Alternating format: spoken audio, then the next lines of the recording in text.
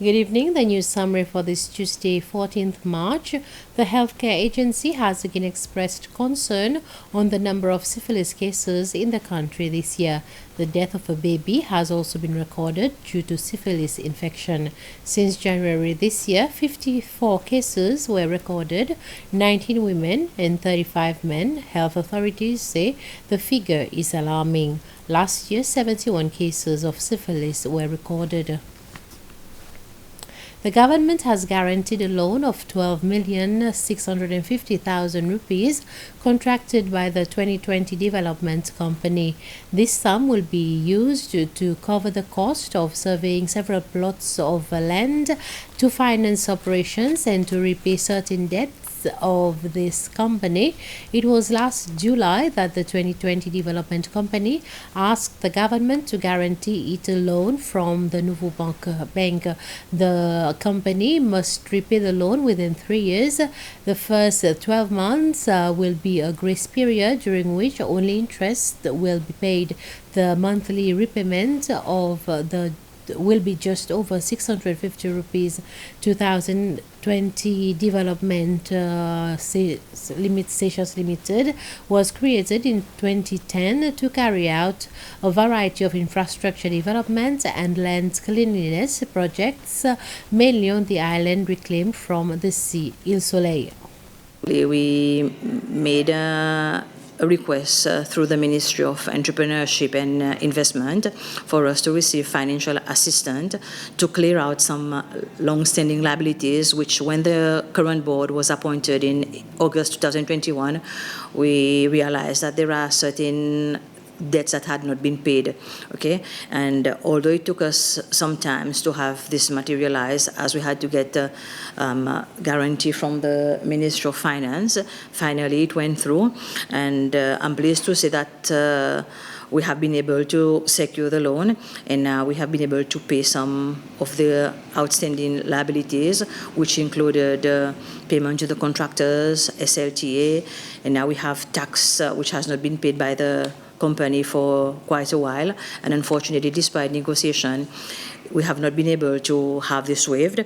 And then we have even the engineering consultant who was working on the island. He also had some outstanding bills that he had not been paid, so we have settled this. And then obviously, we needed the money to continue operating the office and to pay the board fees and all for the directors of the board.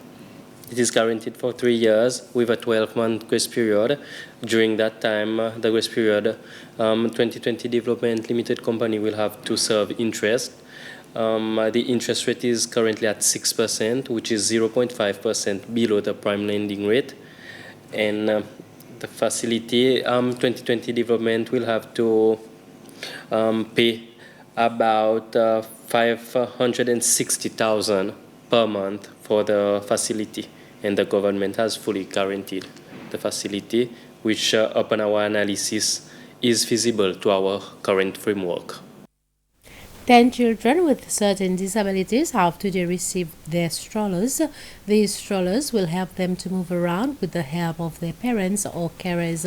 It was President Weverom Kalawan who presented them with the strollers in an informal activity at State House in the presence of Principal Secretary in the Family Department, Clive Roku, Director General for the Elderly and Disabled in the Family Department, Rosa Morin, and other invitees.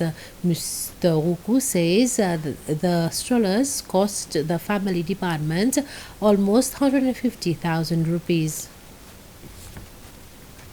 Climate change, trade and culture are amongst areas where Seychelles will be receiving more cooperation.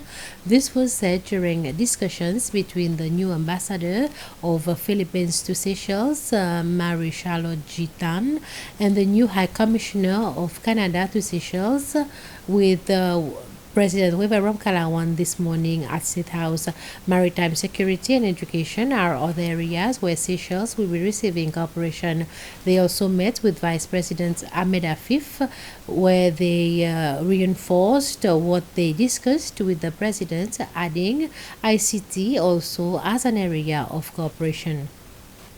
We discussed that this year we will be marking the 36th anniversary of bilateral relations, and we hope to pick up where we left off during the pandemic and improve relations in all aspects, whether this be people-to-people relations, economic, or in the multilateral scene on climate change, environment.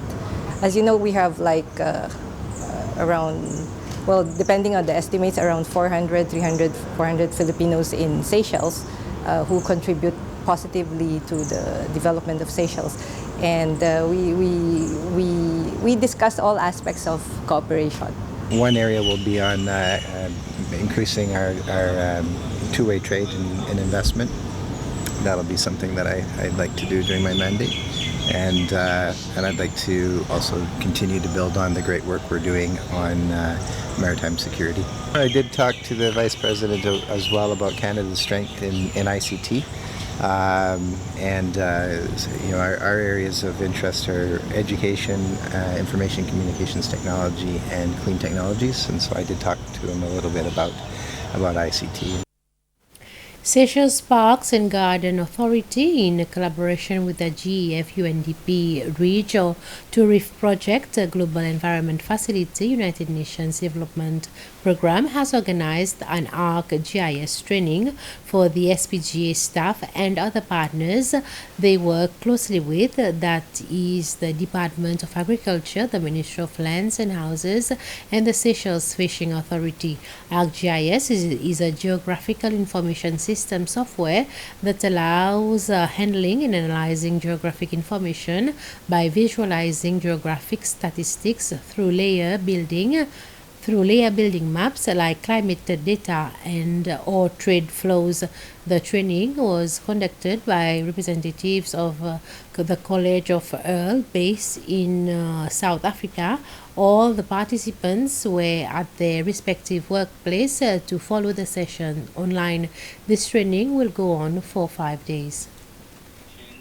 This course will enable the participant to understand and manipulate geospatial information so that it can give a better representation of what we are doing in all our sites. The type of data that is collected can be very varied, letting us understand what is going on where, so that we are able to make an informed decision using data that has been collected.